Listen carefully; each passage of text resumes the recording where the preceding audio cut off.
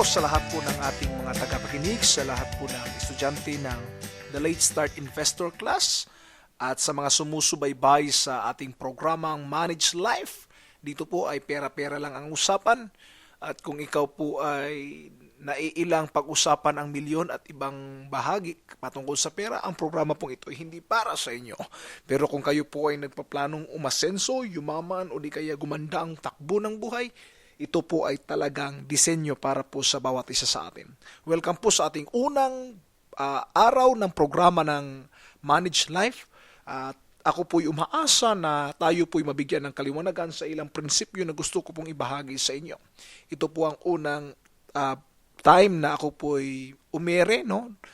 We are on air as of now sa atin pong programa at nais ko pong bigyang recognition yung mga leaders na nag-organize po ng ating mga klase sa Late Start Investor at maging sa mga tao sumusubaybay po sa ating page, no?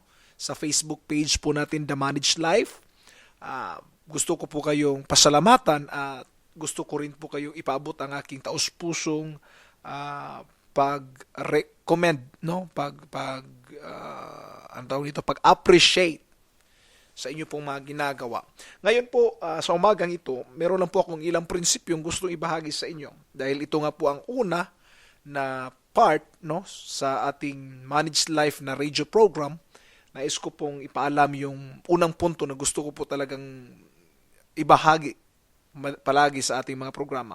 Una po is, when you change, everything will change for you. Ito po yung quotation ni Jim Rohn na nais ko pong ibahagi sa inyo. Ang pagbabago po ay hindi po madali. Kung hindi po tayo magbabago, wala pong magbabago sa atin. Pero kung tayo po ay magbabago, halos lahat po ng bagay ay magbabago kasama natin. Gayon din po ako, nung nag-umpisa po ako dito sa programang ito o sa pag-aaral patungkol po sa pag-i-invest at pagpapalago ng pera, nandun po yung philosophy na sino ba ako? At madalas, nakakatanggap ng sisi yung gobyerno. Hindi naman dapat ako magbago. Dapat magbago gobyerno. Ekonomiya ng Pilipinas. Yun po ang madalas kong iniisip. One time po umuwi ako ng bahay. Sa kalagitnaan po ito ng peak ng aming business, no? Nasa tutorial business kami at nandun po kami sa business din ng preschool, no? Pagtuturo ng mga bata. But one day, I found out that our income is not enough, no? Umuwi ako ng bahay, nakita ko misis ko nandun sa isang gilid. Nagtatako ko, napakatahimik sa loob ng bahay. At nakita ko yung misis ko umiiyak. Sabi ko, anong nangyari? Bakit ka umiiyak? Sabi niya, Daddy, yung bigas natin ubos na. Paubos na, Daddy. Ang anak mo kanina kumakain, walang ulam. Period na lang yung ulam. Alam niyo po yung period, yung asin ba? Asin na lang yung ulam. At sabi niya, naawa ko sa bata, Daddy. Nung marinig ko yung sa misis ko, talagang nasaktan ako bilang asawa. Kasi ako yung husband, dapat kaya ko i-provide lahat ng bagay na ito kasi ako yung amay. Nasa negosyo ako, nasa ministry ako, dapat hindi ako magugutuman. Noong mga panahon na po yun, nag-iisip po ako, sino ba dapat ang sisihin dito? Hindi ko pwedeng sisihin ang church o ang United Pentecostal na kung saan ako po'y kabilang dahil wala naman po kaming pinirmahan, nasa sahuran nila ako. Because we are an autonomous church. Hindi ko rin pwedeng masisi ang gobyerno dahil available naman lahat na pwede kong gawin, no? At isa pa, nasa negosyo na po ako. But I found out there's something problem in my life. And starting that day, I said to myself, I have to change. There is something wrong in my life. Meron talagang dapat baguhin. Starting that day, mga kaibigan, pinalitan ko na po yung philosophy ko, no? Pinalitan ko yung pag-iisip ko. Una pong ginawa ko is sumali po ako sa mga network industry. Pinalitan ko po yung pananaw ko sa mga bagay-bagay at tinitingnan ko po kung bakit ang iba yumayaman habang ako na may naghihirap. Kaya po nung narinig ko po mula sa isang magaling na author, magaling na lecturer rin, no? Chito Gabino, siya po talaga yung unang nagbukas ng isip ko sa kanyang libro po na Get Rich and Stay Rich, no? Sponsor po ito ng government.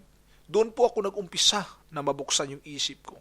Na sinabi niya, hindi problema yung ekonomiya, hindi problema ang gobyerno, walang problema sa kahit kanino, ang problema nasa atin. Kung hindi tayo magbabago, walang magbabago sa atin. Yun po ang philosophy na sinabi din po ni Jim Rohn. Mula nung time na yon na binanggit yun sa akin, nag-umpisa na po ako mag-search, no? Sumali nga ako sa mga network industry, sa bawat seminar na kinakandak po nila. Umaaten po ako dahil alam ko po na kung hindi ako magbabago, walang magbabago sa akin. Pinalitan ko po yung philosophy ko. Tama na ang pag-iisip ng kahirapan. Panahon na para mag-isip ng pag-asenso. At nung mga panahon yun, sumali ako sa iba't ibang network industry. Katulad ng AIM Global, Royal, Personal Collection, Avon, yung dating Tupperware na tinawag ng Fuller Life ngayon.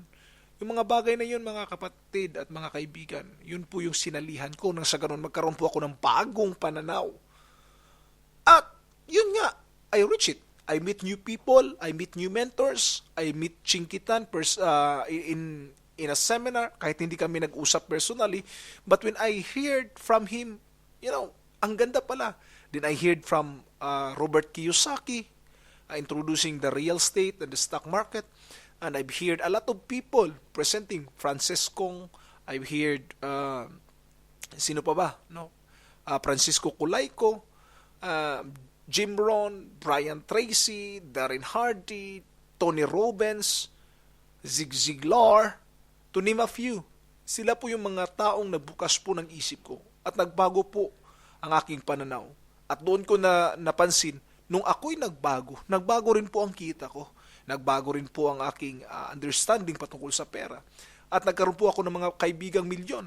At nung nagkaroon ako ng mga kaibigang milyon, nag-umpisa na rin akong papunta doon sa pagiging milyonaryo. And I understand that a friend is very important to us, no? Yung influence, the power of influence, wag po nating i-underestimate yung influence. Kung sino pong madalas nating kasama, mag-aapekto po yan sa atin. Kung hindi tayo magbabago ng kasama, wag po kayong umasa na magbabago ang takbo ng buhay natin. No? Kung ang association po natin, ay mga kasama natin ay mga palautang, umasa ka, after 1 year, palautang ka na rin. Kung ang kasama mo ay mga taong negosyante, after 1 year, magiging negosyante ka. Because birds of the same feather become feather duster. Biro lang po. Become flocks together. No? Birds of the same feather, flocks together. Kaya po kung meron man tayong bagong pananaw na titingnan, dapat tingnan natin yung pagbabago. Pagbabago po talaga. Dapat magbago. Kung nasanay po tayo na gumastos ng gumastos, hindi nagsisave, hindi magbago tayo. Wag na tayong gaanong gumastos. No? Kung nasanay tayo na ubos-ubos biyaya, bukas-bukas na katunganga, then start to invest.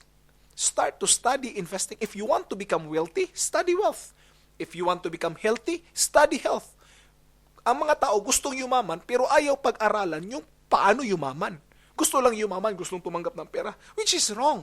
Ang kailangan pong tingnan natin is kung paano ba tayo naging mabuting katiwala sa pera sa ngayon, no? Pinag-aralan natin mabuti kung paano natin gamitin yan, then eventually you will hit your target to become wealthy. Maraming mga tao gusto maging financially free, maging malaya sa pera. Pero hanggang ngayon, nagtatrabaho pa rin sa pera. Dahil hindi nila pinapahintulutan yung pera, magtatrabaho sa kanila. Our goal should be, our money will be working for us.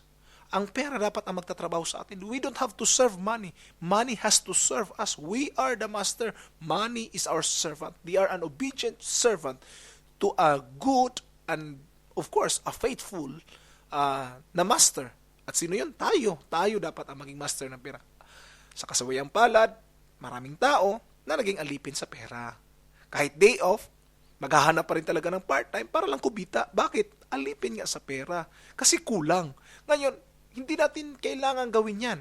Kailangan magbago tayo. Tayo dapat maging boss ng pera natin. At dapat matuto tayo na mag-earn. Matuto tayo mag-save. Matuto tayong mag-invest. Kailangang baguhin natin ang ating pananaw sa pera at kailangang baguhin natin ang ating habit patungkol sa pera. Sana po nabuksan natin yung ating isip sa araw na ito patungkol po sa pagbabago. At alam ko po na meron po kayong nakuha sa programa ito kahit hindi po ganong mahaba itong Managed Life Radio program natin. Pero nais ko po na mabigyan tayo ng kaliwanagan sa mga bagay-bagay. Kung hindi tayo magbabago, walang bagay na magbabago sa buhay natin. Pero Kung tayo po'y magbabago, everything will change for us. This is OG Solitario, and I want to tell you, don't just survive, but also thrive. Reach for managed life. Hanggang sa muli po, God bless.